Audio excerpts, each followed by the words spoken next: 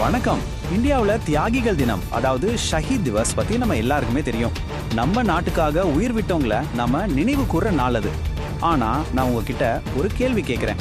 அந்த தியாகிகள் தினம் எப்போன்னு கேட்டா உங்க பதில் என்னவா இருக்கும்?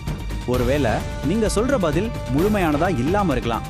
ஏன்னா அந்த தியாகிகள் தினம்னு சொன்னதும் உங்க மனசுக்குள்ள வர தேதி எது? நிறைய பேருக்கு ஜனவரி 30 இல்லனா மார்ச் 23 தான் உடனே ஞாபகத்துக்கு வரும் இல்லையா? ஆனா உண்மை அது மட்டும் தானா? கேட்கவே ஆச்சரியமா இருக்குல்ல. ஆனா இதுதான் நிஜம். இந்தியாவில் அதிகாரப்பூர்வமா ஒரே ஒரு தியாகிகள் தினம் இல்ல.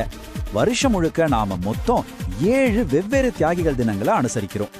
இதுல ஒவ்வொரு நாளுக்கு பின்னாலையும் ஒரு தனி கதை, ஒரு பெரிய தியாகம் இருக்கு.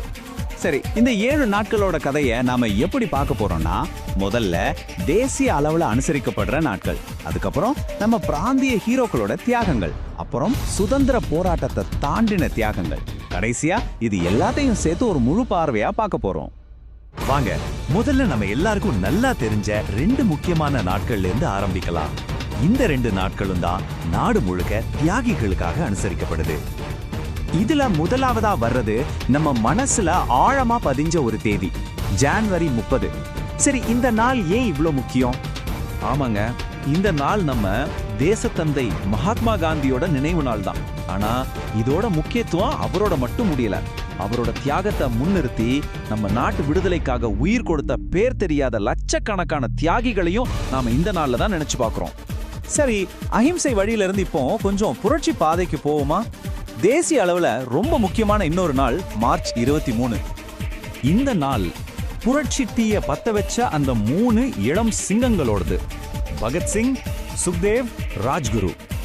ரொம்ப சின்ன வயசுலயே நாட்டுக்காக தூக்கு கயிற்ற முத்தமிட்டு அவங்களோட வீரம் இன்னைக்கும் நம்ம இளைஞர்களுக்கு ஒரு பெரிய இன்ஸ்பிரேஷன்.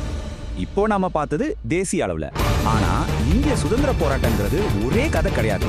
அதுல பல மாநிலங்களோட பல பிராந்தியங்களோட கதைகளும் அடங்கியிருக்கு. வாங்க அந்த ஹீரோக்களை பத்தி பார்ப்போம். இங்க பாருங்க, தியாகம் எவ்வளவு விதமா இருக்குன்னு. ஒரு பக்கம் பீகார்ல நம்ம கொடியை ஏத்தணுங்கிற ஒரே காரணத்துக்காக 34 பேர் தங்களோட உயிரை கொடுத்திருக்காங்க. இன்னொரு பக்கம் ஒடிஷால பஞ்சாபின் சிங்கம்னு சொல்லப்படுற லாலா லஜபதி ராய் பிரிட்டிஷ்காரங்க அடிச்ச அடியில உயிர் நீத்த தினம். ரெண்டுமே வேற வேற மாநிலங்கள், வேற வேற சம்பவங்கள். ஆனா அந்த உணர்வு ஒண்ணுதான், தேசபக்தி. இப்போ நாம இன்னும் கொஞ்சம் பின்னோக்கி போக போறோம். அதாவது 1857க்கு, இந்தியாவோட முதல் சுதந்திர போருக்கு. அந்த மாபெரும் எழுச்சியோட மிக முக்கியமான ஒரு பெண் ஆளுமையை நினைவு கூர்ற நாளை பத்தி பார்க்கலாம். எஸ், நம்ம வீரமங்கை ஜான்சி ராணி லட்சுமிபாய் தான். அவங்களோட பிறந்த நாளான நவம்பர் 19 தான் ஜான்சி பகுதியில தியாகிகள் தினமா கொண்டாடுறாங்க. இது வெறும் அவங்களுக்கான மரியாதை இல்ல, அந்த முதல் சுதந்திர போர்ல உயிர் நீத்த அத்தனை வீரர்களுக்கும் சேர்த்ததுதான் இந்த மரியாதை. இதுவரைக்கும் நாம சுதந்திர போராட்டத்தை பத்தி பார்த்தோம்.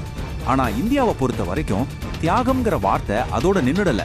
கடமைக்காகவும் கொள்கைக்காகவும் உயிர் நீத்தவர்களையும் நம்ம போற்றுகிறோம். அதுக்கான நாட்களும் இருக்கு. இந்த 2 உதாரணங்களும் தியாகத்தோட அர்த்தத்தை இன்னும் விரைவுபடுத்துது. பாருங்க, அக்டோபர் 21 நம்ம நாட்டு எல்லையில நம்மளை பாதுகாக்கிற காவலர்கள் உயிர் நீத்த நாள்.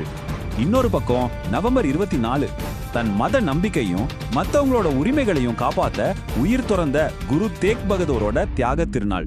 இதிலிருந்து என்ன தெரியுது? தியாகம் பல வடிவங்கள்ல வரும். சரி, இப்ப நாம இதுவரைக்கும் பார்த்த எல்லாத்தையும் ஒன்னா சேர்த்து ஒரு முழுமையான கேலண்டரா பார்க்கலாமா? இந்தியாவின் வீரவணக்க நாட்களோட முழு பார்வைய பார்க்கலாம் வாங்க.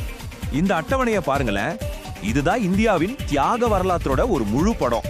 ஜனவரி 30ல காந்தியோட அகிம்சை, மார்ச் 23ல பகத்சிங்கோட புரட்சி, அப்புறம் பீகார், ஒடிசான்னு பிராந்திய போராட்டங்கள், 1857ல ஜான்சி ராணியோட வீரம்.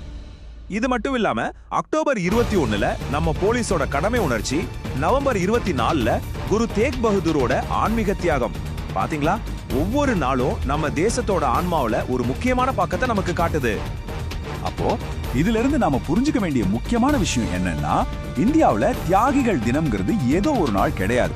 அது வெவ்வேறு காலகட்டத்துல வெவ்வேறு பகுதிகளில் வெவ்வேறு காரணங்களுக்காக செய்யப்பட்ட தியாகங்கள் சேர்ந்த ஒரு அழகான கோலம் மாதிரி. கடைசியா இந்த கேள்வியோட உங்களை நான் விட்டுட்டு போறேன்.